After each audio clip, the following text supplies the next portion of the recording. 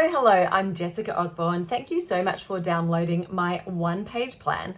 Now, it's just a quick video to give you a bit of background and some tips on how to fill it in so that you can succeed with it.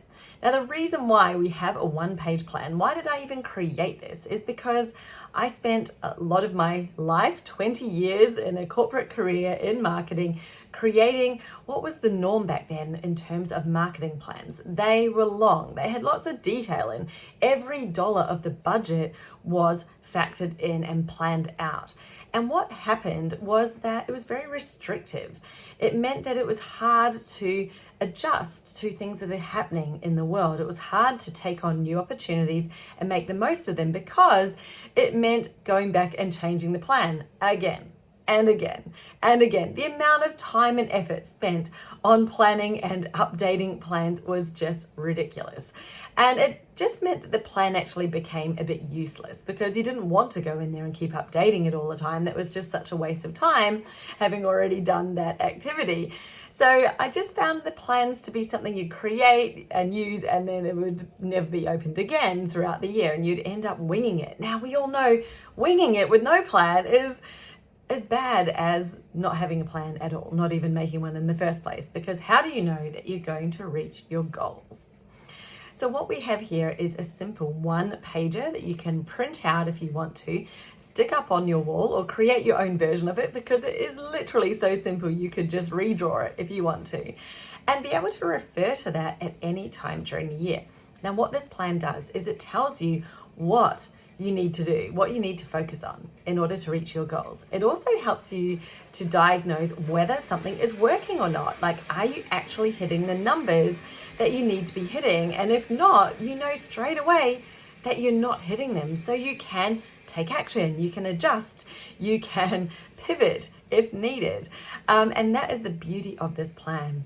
The reason why it's a simple one-pager is because instead of it planning out every single activity and having everything locked in for your year, it's giving you your high level goals and numbers that you need to be reaching. And also you've got your what you think you're going to do for each quarter already mapped out and penciled in, but it gives you the ability to really quickly shift and change if something changes in your business. And these days, what isn't changing? Literally, change is the only thing that is permanent. So it's happening all the time. Okay, now let's get into the plan. If you've got it in front of you, you'll see that it is on one page, and most of it is actually made up with numbers. Why is this? Because the numbers are important, and this is not long or arduous. So if you're not a numbers person, if you're more of like the creative type and the numbers make you feel like it's hard, it's okay, because these are very few minimal numbers. And once you have them, it actually gives you a real sense of confidence, a real sense of clarity, and you know what you need to do, right? So then you can go off and do all your creative stuff. But the numbers are what drives the machine, essentially. And if you're not thinking about your business like a machine, then now is the time to start. Your business is a machine. It is here to support you. It's here to actually create a result in terms of the income that you want it to create, and we want it to do it in the most efficient way possible. So if you're constantly guessing, not knowing what's happening next, then that machine isn't really a well-functioning machine, is it? We want it to be a machine that is reliable, that's efficient and effective. It uses the least amount of your time, but it also gives you the result, and maybe even a bigger result than what you'd originally planned for. So you'll see at the top of the page, yes, you need to set a revenue number for the year. Like, let's pull one out, decide what it is that you want to create, because that is where we start. As Stephen Covey was famously quoted, start with the end in mind. And that's what you're doing with this plan. We're literally starting with the end goal, and then we're working backwards to show you what you need along the way in order to get to that end goal. So write down what it is that your revenue number is for the year. Now, you should already know what your main service offering is, and I highly recommend that you don't overcomplicate this and try to fit in all of these different service offerings. Go with one primary offer. Like, where is the bulk of your business coming from, or should be coming from? If you had everything going your way, let's just imagine for a moment that anything is possible, whatever you decide. So even if you're like, well, right now people are often buying this thing over there, but that's not really what I want. I want them to be buying this offer over here, this service.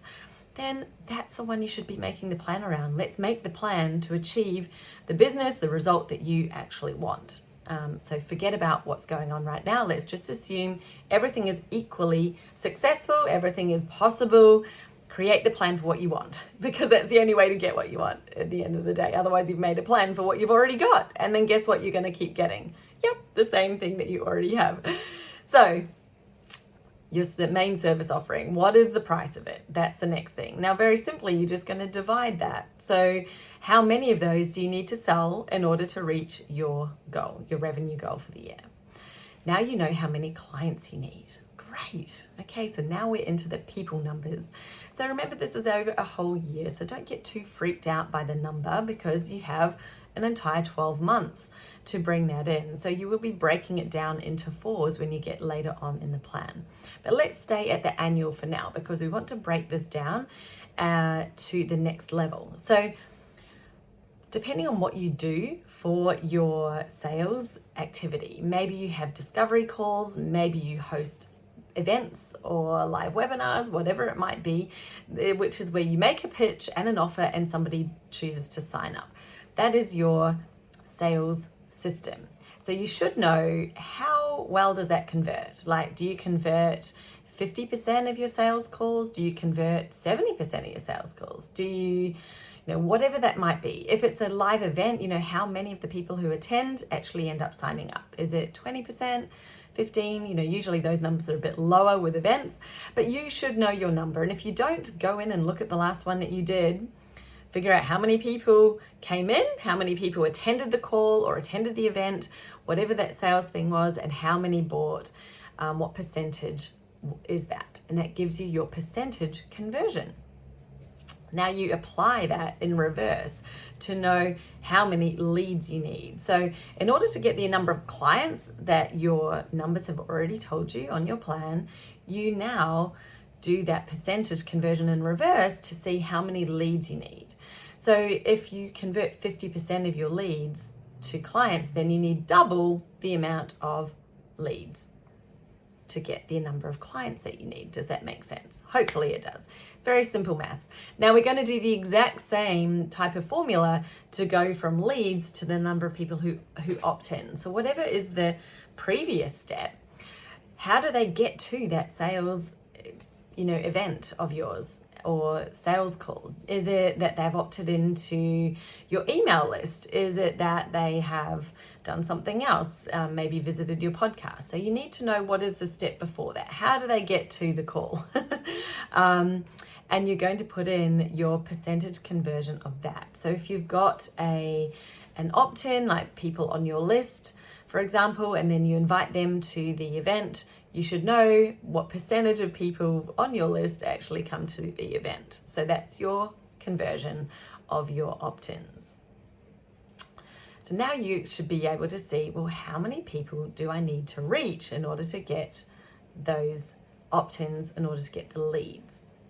So it's very, very simple maths, working it back, and you're just applying the same formula, you're putting the different numbers in. So it'll be a much lower percentage conversion usually for your opt-ins. So say if you've got an opt-in, whether it's a secret podcast or something like that, and then you're inviting them to a sales call afterwards, you'll see a lower percentage of people from your list opting into the secret podcast than you would from the podcast to the sales call, than you would from the sales call to a sale.